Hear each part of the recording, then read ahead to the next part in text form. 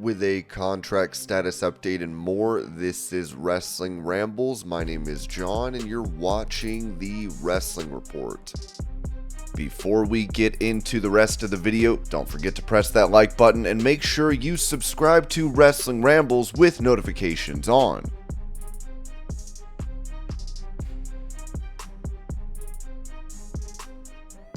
After the most recent Smackdown, Drew McIntyre would take a shot at CM Punk by hitting the Star's signature move, the GTS, on Jey Uso. Here's the clip.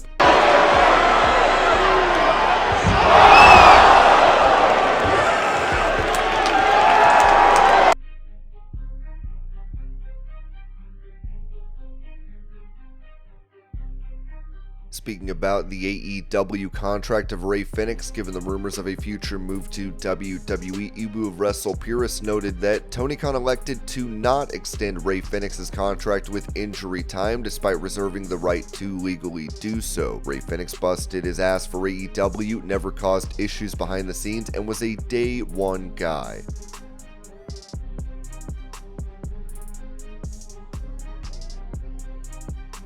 Bringing up her decision to take part in AEW shows, Mina Shirakawa told Pure Wrestling Today, "This is already a gamble. It is a gamble to make myself shine. I'm not getting any younger, so I'm always thinking about what I need to do to make my way up in the limited time I have. If I refuse the offer, there may not be another one. I had a gut feeling and decided to go."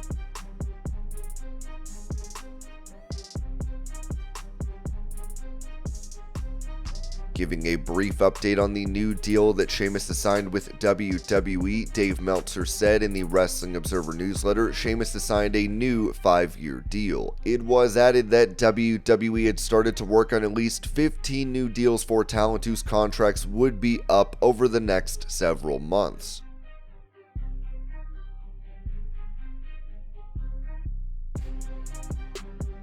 Talking about Miro reportedly requesting his release from AEW, Dutch Mantel put blame on the president of the promotion, saying on Smackdown, "It's Tony Khan, that's the disconnect. He is not seeing him as the fans saw him. They try to make him something else, and you can't make anybody anything if you just take them off TV. So you've got to lay the blame or fault at Tony Khan's feet, because if he wanted to do something with him, he would. Apparently he doesn't, and I've got enough money to pay him to sit at home, and that's what he's been doing."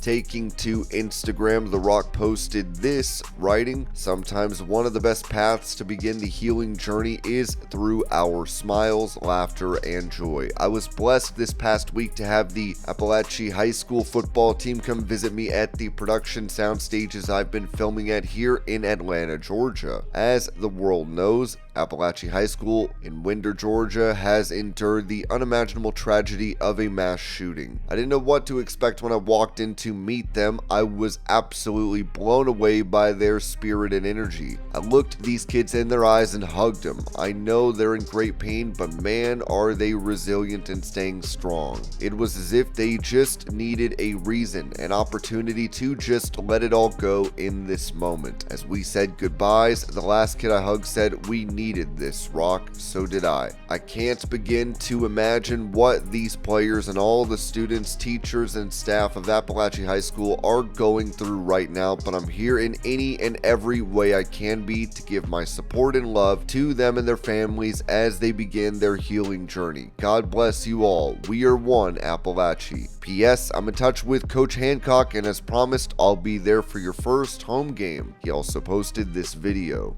Okay, thank you.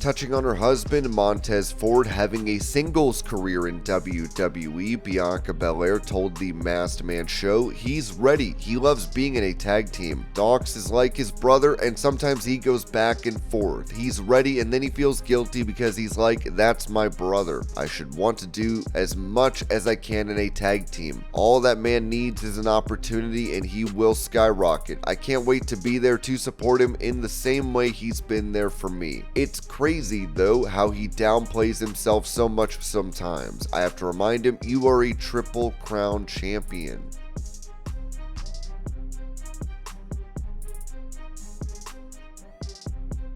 Bringing up what goes into hosting a pro wrestling event at Arthur Ashe Stadium, AEW commentator Jim Ross noted on his Grilling JR podcast, it's outdoors. Being outdoors, the noise level has to be addressed and mic'd correctly. But it's the outdoor facet of this whole proposition that makes it very different, and I'm excited about it. I really am. You know, the Arthur Ashe Stadium concept was Raphael Morphy's idea. Now he lives there. He lives just a short drive from the stadium, so Raphael was the ramrod of getting that off the ground and getting it organized, and he laid a good pattern. Now you got a production team that they got to go in and just follow up on what Raphael started, and I know that they will. He texted me yesterday. I think he's going to drop by and see the boys and see everybody, but he's an MVP, man. He did such a great job with every facet of the business that he was affiliated with, and it was kind of short-handed. He didn't have a big staff and all that stuff, but he's creative and did a good job. You know, he did a real good job.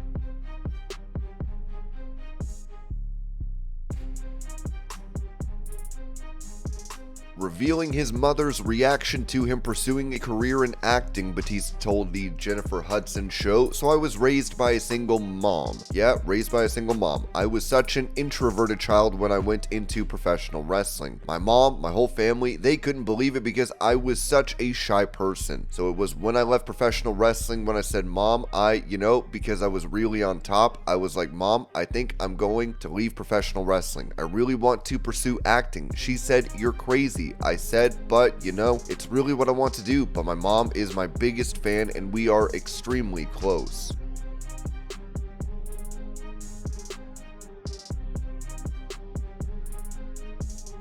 Mentioning a re-signing to WWE, Ringside News wrote that according to a report from Bodyslam.net, Steve Corino, a former NWA, MLW, and ECW World Heavyweight Champion, will continue his role as a tag team coach and producer for NXT. As one of the top coaches at the Performance Center, Corino works closely with NXT's tag teams, helping shape the next generation of talent. Sources within WWE and NXT reportedly indicated that locking in Steve Corino was seen as an essential move, given his experience and impact on the developmental process. Beyond his WWE role, Corino is also reportedly interested in bringing NXT talent to work at Premier Wrestling Federation, an independent promotion he co-owns alongside Jacob Hammermeyer and his son Colby Corino.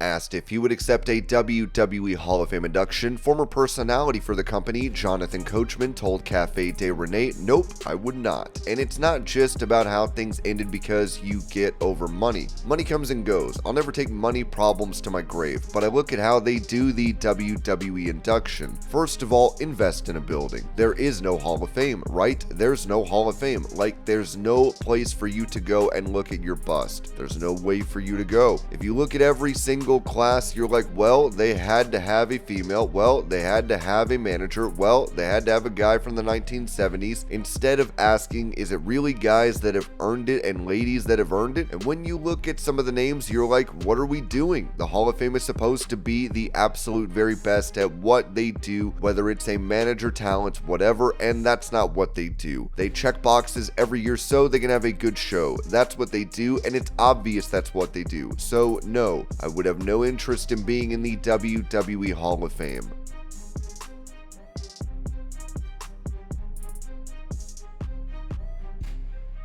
During that same podcast, Coachman said this about potentially coming back to WWE. Would I go back now? It would have to be the right situation. I would never do a 3-man booth again. And I would only go back and either be a really high-level manager or I would be my heel coach character. I always walk around with these glasses, you know what I mean? And I transform from the nice guy to heel coach like that.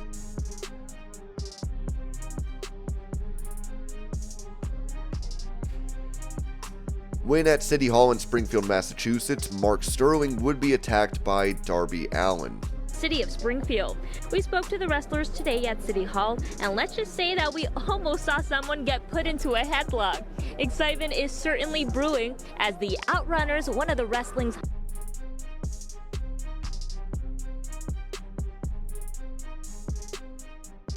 Explaining why the King of the Ring event was phased out under Vince McMahon, Bruce Pritchard said this on his Something to Wrestle podcast. One day we're sitting there and Vince goes, "Why are you thinking King of the Ring? We do King of the Ring every year. It sucks." He wanted to move away from the tournament format. He was tired of it, and just like that, he decided, we're not doing King of the Ring anymore. Stop thinking that way. Get outside of the box and move forward. Let's come up with something else. That was it.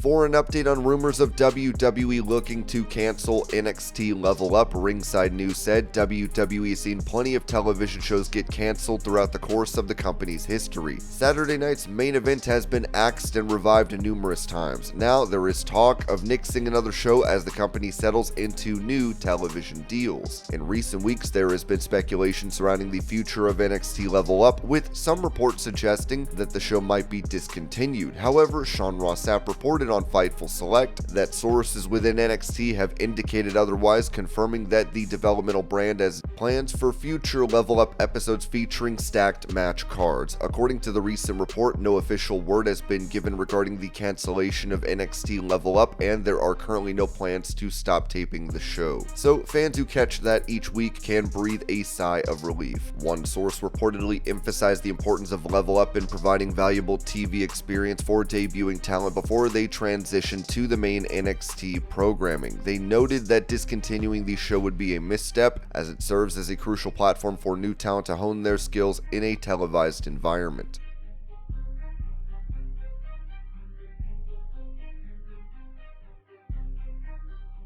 Touching on the surgery she will be having, TNA wrestling star Steph De Lander said this on her That's Cooked podcast. "I need to take care of myself. I need to take care of my neck so I can have a long career when I return. Every wrestler's worst nightmare is getting told that you can never wrestle again, right? But that's not even taking into consideration the risks of paralysis, serious neck injury, and all of that kind of stuff. So even just from a career standpoint, I'm going to do everything that I can to avoid getting told I can't wrestle, right? So if I have the option to do this surgery, which would be a fusion of C5, C6, discectomy, and recover and come back, which is a surgery that lots of wrestlers have had previously. I've spoken to multiple wrestlers that have had the exact same surgery and have returned to wrestling, and they've all said that they feel like $1,000,000, that it's the best thing they ever did. They're so happy they did it. I've heard so many people have really positive experiences, which is what I need to hear. I'm gonna do this while I can and while it makes sense. It feels very, very reckless when I want to have a long career to risk a really serious neck injury. So that's kind of where I'm at. That's the answer for everyone. It's going to be a fusion of a C5, C6. Is it career ending? Absolutely not. How long am I going to be out? Probably 6+ months, maybe a little bit longer, and that's just the way it is.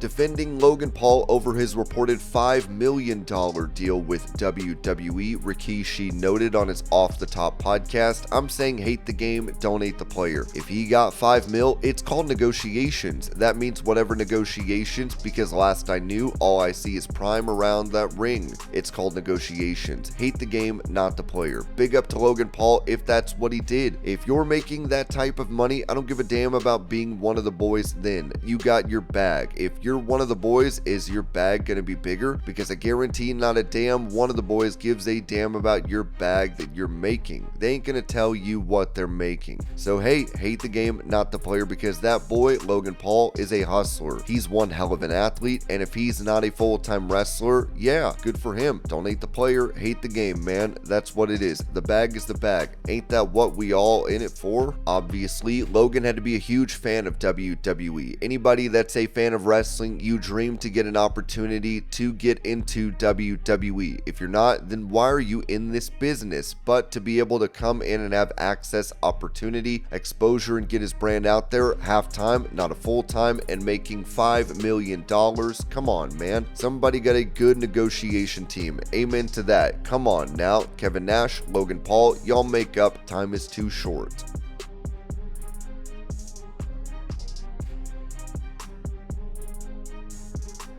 Speaking about the possibility of former WWE and UFC star Matt Riddle joining AEW, commentator for the promotion Jim Ross noted on his Grilling JR podcast, I don't know if there is an opportunity there or not. If they decided, I would suggest that he'd be given a shot. I understand Tony Khan's reluctance because Matt has a little baggage. How much that baggage weighs, I don't know, but I know he's a very talented kid, got a great look. He's got that Kevin Von Erich look. He wrestles barefoot. I'll never say never. I don't know that it's even on the drawing board. Have no idea. That's a Tony Khan thing, not nothing I'm involved in. Whatever Tony Khan does, I'll do my best to make it work in my role. You can't never turn your back on talented wrestlers who are still, I guess Matt Riddle is still in his early 30s, late 20s. He looks good. He's got a unique style. He's got good charisma. He brings something to the table, and I learned from the Cowboy many years ago. Bill Watts hired guys he didn't like at all, but he knew they drew money. So that's what his priority, which it should have been. He was a one-man band. Bringing guys in that would draw money would just help everybody in the card when you stop to think about it.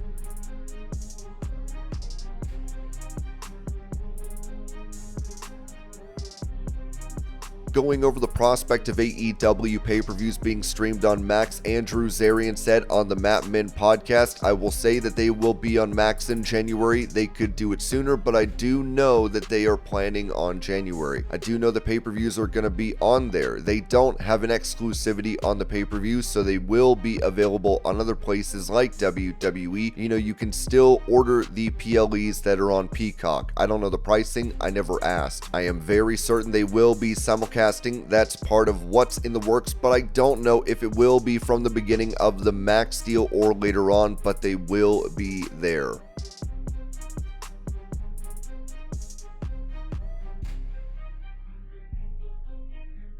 Going over the contract status of the Lucha Bros, Ringside News wrote that rumors began circulating last month about Penta's open discussions with WWE, indicating that he and Fenix would only make the jump as a package deal. WWE was reportedly eager to bring them on board, especially with strong interest in Fenix. Corey Hayes of PWN even reported that WWE had signed the Lucha Brothers, positioning them for a direct debut on the main roster. According to Fightful Select, reports recently surfaced suggesting that the Lucha Bros, Penta, and Rey Fenix had signed multi-year contracts with WWE. However, sources within WWE confirmed to Fightful Select that while WWE may be their expected destination, the two haven't signed yet. One source mentioned that Rey Fenix is still technically under contract with AEW, and moving to WWE might not be as straightforward as it seems. AEW has not confirmed Fenix's contract status either. Both wrestlers are still listed on AEW's official roster. Attempts to get official responses from AEW and WWE regarding the situation have been met with silence. Regarding Lucha Bros merchandise, Lucha Blog pointed out that while WWE is reportedly preparing to release Lucha Brothers merch, the situation is different from AEW's approach. The rights to some merchandise were retained by the duo in AEW, and the setup for merchandising with WWE is unique. Penta has reportedly mentioned to several people over the summer that he was anticipating a move to WWE and had been in communication with the company. He also expressed that he and Rey Fenix were a package deal and intended to go straight to WWE's main roster together. While the Lucha Brothers might be connected to WWE rumors, they remain part of AEW's roster for now. According to PW Insider, while rumors have been circulating about the Lucha Brothers signing with WWE, there has been interest in them only if they are free and clear of their AEW contracts. Despite their recent absence from AEW, it is reported that the team remains in contact with the promotion and are available to wrestle if needed. And this was your pro wrestling news update. I hope you're all having a great day. Thank you so much for watching, and I will see y'all later.